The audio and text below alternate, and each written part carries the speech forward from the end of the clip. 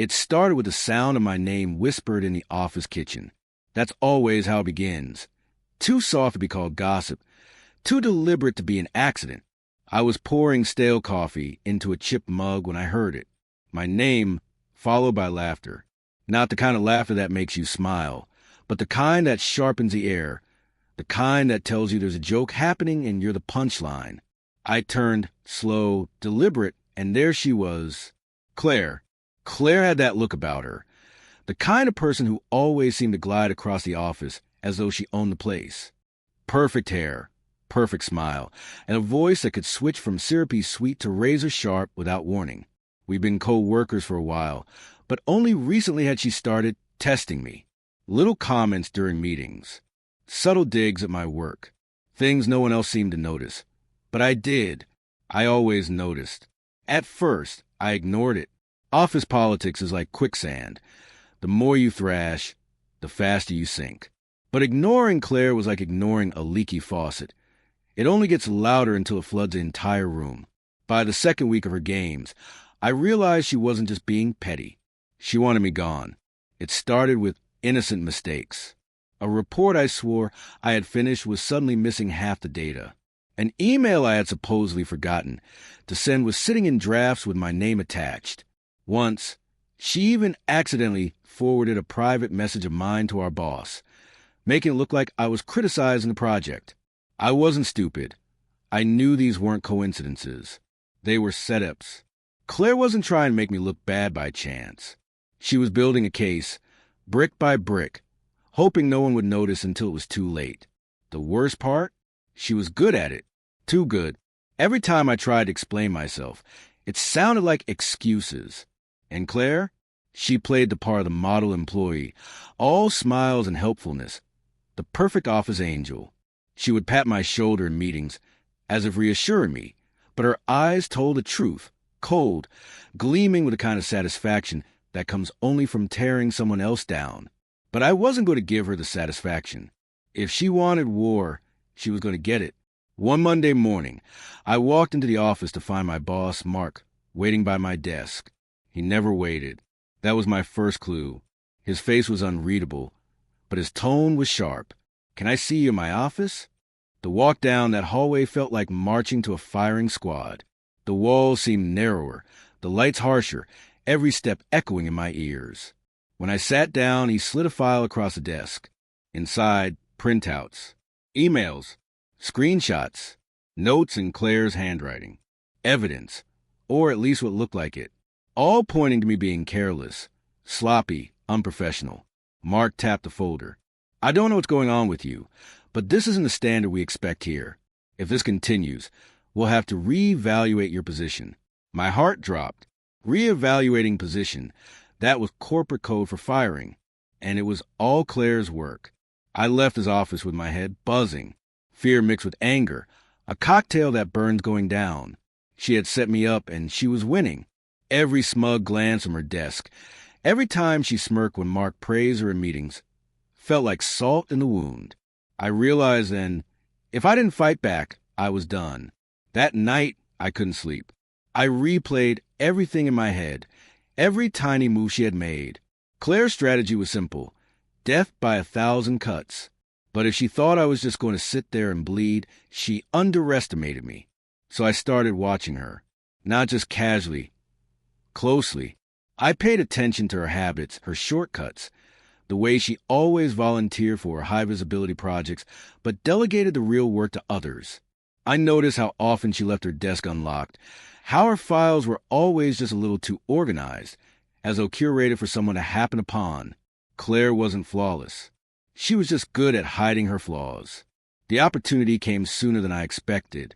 During one meeting, she presented a report filled with impressive numbers, graphs so polished they looked like they belonged in a textbook. Everyone nodded along, impressed. Everyone except me. Something about the figures didn't sit right. Later, when I compared her report to the actual raw data stored on a company drive, I found discrepancies subtle but undeniable. She had altered the numbers. Not enough to scream fraud, but enough to make her work look stellar and everyone else's look mediocre.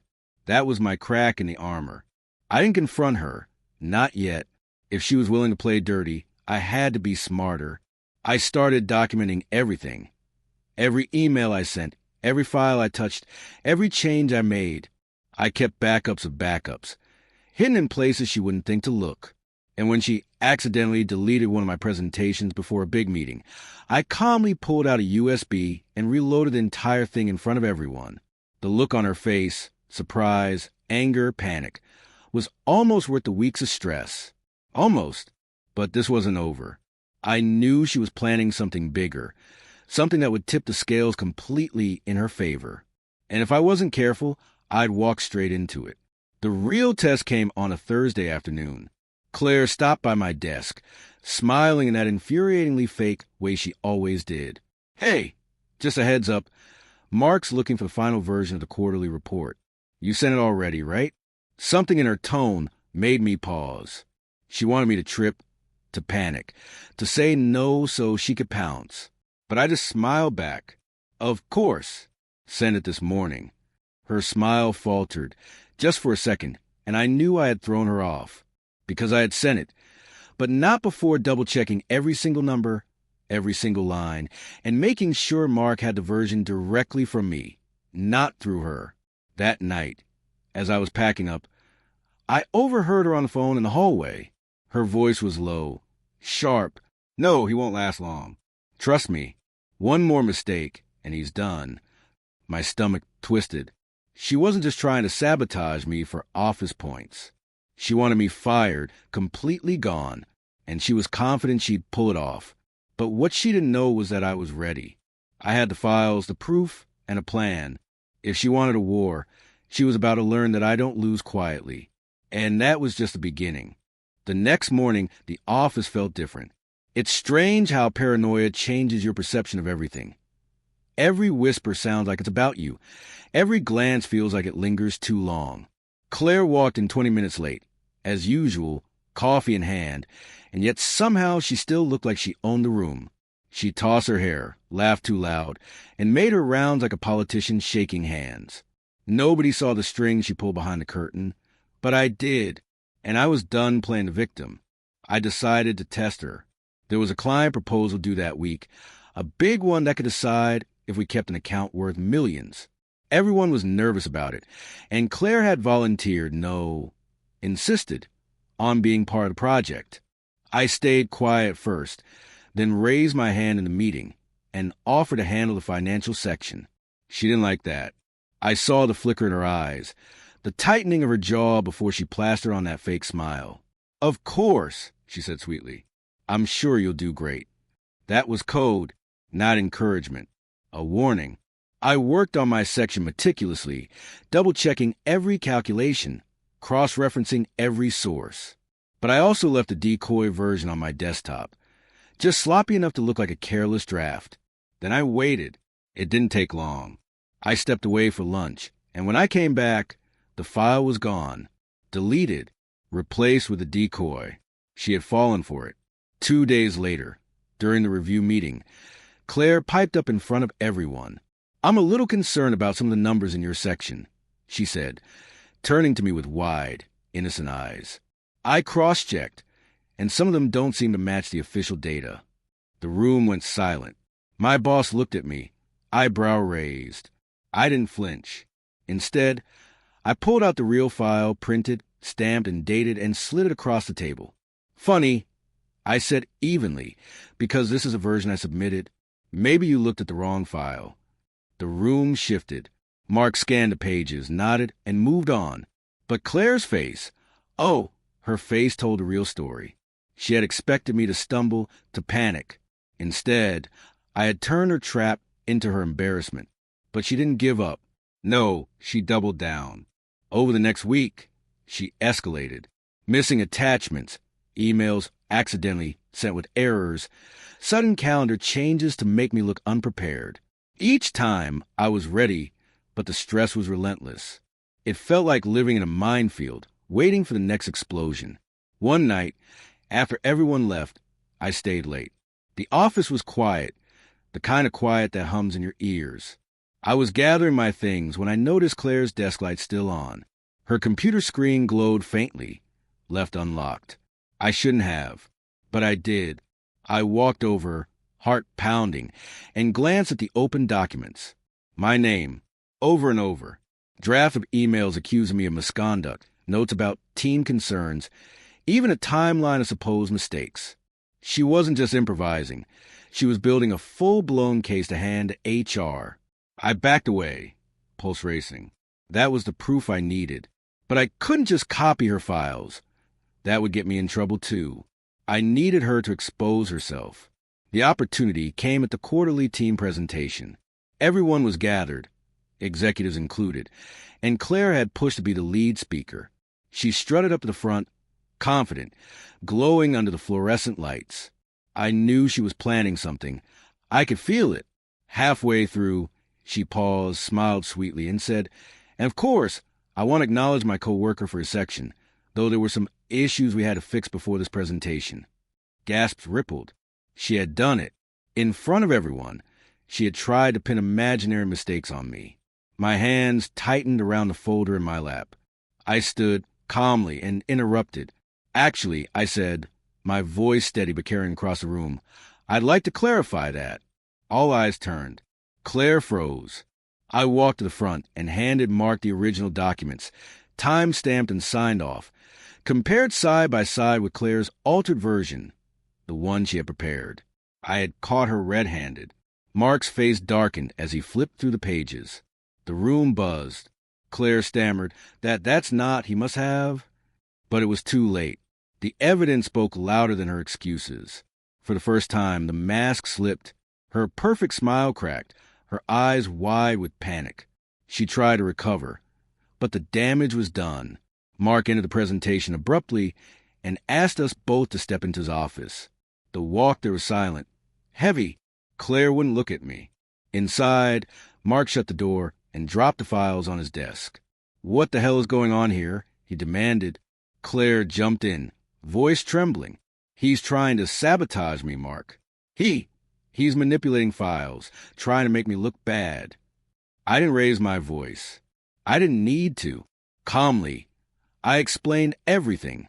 How I had been documenting my work, how the discrepancies matched only her altered versions, how she had tried repeatedly to undermine me. Then I showed him the log of when files were accessed. The timestamps pointed directly to her computer. Mark leaned back, silent, weighing us both. The tension in the room was thick enough to choke on. Finally, he spoke. "Claire, unless you have a very good explanation, this doesn't look good." Her face crumpled. For the first time, she didn't have a slick answer. She looked small, cornered, exposed. But this wasn't over. Not yet, because I knew Claire well enough to realize she wouldn't go down without a fight. And I was ready. The silence in Mark's office stretched until it felt unbearable. Claire shifted in her chair, her perfect posture starting to wilt under the weight of his stare. For weeks she had controlled the narrative, weaving lies into something that looked like truth. But now, the threads were unraveling in her hands, and there was nowhere left for her to hide. Finally, she broke the silence. "This is ridiculous. He's framing me. I would never do something like that." Her voice wavered, the polished confidence gone. She looked at me, pleading almost, as if I'd step in and rescue her from the very trap she had set for me. But I stayed quiet. I had no intention of saving her from herself. Mark tapped his pen on the desk, slow, deliberate. "Claire, I want to believe you, but the evidence here is damning. If this is true, it's not just unprofessional, it's sabotage." Her face paled. That word, sabotage, hung heavy in the air. It wasn't office gossip anymore. It was career-ending. I expected her to back down, maybe even apologize in some desperate attempt to soften the fallout. But Claire wasn't built that way. She leaned forward, eyes flashing with one last spark of defiance. "He's manipulating all of you. He's obsessed with me, jealous of me, and he's been twisting things to make me look bad. He's dangerous." That was her move. Flip the script, make me the villain. My stomach turned. But before I could speak, Mark raised a hand. "Enough. I'll have IT pull the access logs and review the emails directly. Until then, Claire, I'm putting you on leave." Her mouth fell open. "Leave?" You can't. But he could, and he did. The meeting ended with Claire storming out, heels clicking furiously against the tile, her mask completely shattered. I stayed behind as Mark looked at me, his expression softer but still cautious. If what you're saying is true, you've handled yourself well. But understand this. If either of you is playing games, it ends here. I nodded. Understood. Walking back to my desk, I felt a strange mix of relief and dread. Relief that I wasn't immediately branded guilty. Dread because I knew Claire wasn't finished. People like her don't just disappear quietly. They drag everyone down with them if they can. And I was right. The next few days were tense. Claire was in the office, but she was still very much present. Whispers spread, rumors about investigations, stories twisted to paint her as a victim of some workplace conspiracy. I kept my head down, focusing on my work, but every time my phone buzzed, I half expected it to be another landmine. Then came the email. It landed in Mark's inbox. CC to HR, accusing me of harassment. Detailed account of conversations that never happened. Screenshots doctored to look incriminating. Claire had gone nuclear. But here's the thing. She didn't know I had been documenting everything. I had recordings of meetings, logs of every project file, even witness accounts from coworkers who had seen her meddling. And when HR sat me down to discuss the allegations, I laid it all out piece by piece, like a lawyer presenting a case. At first, they looked skeptical. Then they looked stunned. By the end, they looked furious. But not at me. The investigation that followed was swift and brutal. IT confirmed what I already knew. The doctored screenshots had been created from Claire's computer. The alter reports all traced back to her login. Even the harassment claims fell apart when timestamps showed I wasn't even in the building during half the alleged incidents. When the verdict came down, it was clear Claire wasn't just getting written up. She was done, fired. The day they escorted her out, the office was buzzing. Some people looked shocked. Others whispered with barely concealed satisfaction. I sat at my desk, pretending to focus on spreadsheets, but inside, I felt something I hadn't felt in months. Peace. Claire walked past me, her eyes burning with fury, but beneath it I saw something else. Fear, regret, maybe even shame. She didn't say a word, just clenched her jaw and disappeared through the glass doors for the last time. And just like that, the storm was over. In the weeks that followed, things shifted. People who had once kept their distance now nodded at me in the hallways, offered me coffee, even admitted they'd suspected something was off about Claire, but hadn't dared to speak up. Mark started trusting me with bigger projects. The weight that had been pressing down on me for so long finally lifted. But more than anything, I learned something important. It's easy to let someone else control your story. It's easy to feel powerless when someone's painting you as the villain. But the truth has a way of clawing its way to the surface. And when it does, it's louder than any lie. I won't pretend it didn't scar me. For a while, I second-guessed everyone's intentions, questioned every compliment, every smile. But in time, I realized not everyone is like Claire. Some people are genuine. Some people actually want to see you succeed. And when you find those people, hold on to them. Because in the end, it wasn't just Claire who backfired. It was her entire way of working. Manipulation, sabotage, lies. They only work until someone shines a light on them. Then they crumble. And for me, that light was worth every sleepless night. If you've made it this far, thank you for listening to my story. If you enjoyed it, please consider subscribing. You'll get more stories just like this, filled with twists, drama, and lessons you won't forget. Your support means the world, and it helps me keep sharing these experiences with you.